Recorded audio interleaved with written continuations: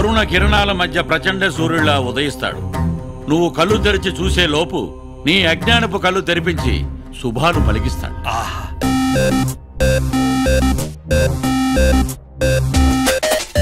ఎవరేం అడిగినా ఇవ్వాలి కదా, అందుకే దేవుడాడు.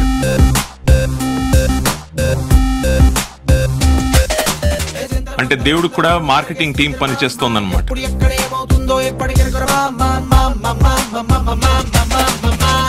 ఈ 50 లక్షలు తీసుకొని నైట్కి నైట్ ఈ స్టేట్ గోడ దుంకి జంప్.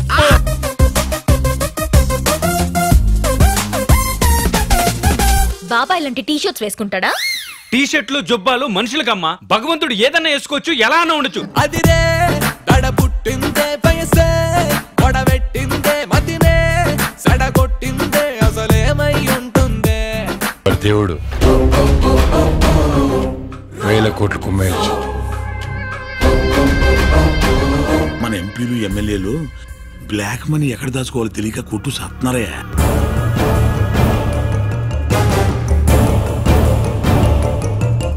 పిచ్చి జనం రా పాపం. ఎప్పుడు వీళ్ళకి ఎవరో వస్తారు ఏదో చేస్తారన్న నిస్సహాయత ఎప్పటికీ పోదు.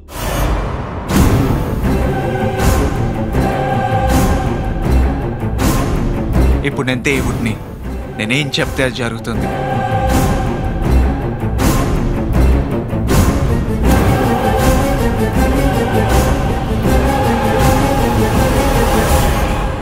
సార్ సార్ సార్ ఏంటి సార్ ఈ అన్యాయం? ఏ పురాణంలో ఉంది సార్ మనిషికి కరెంట్ చౌకిచ్చి చంపేయొచ్చని?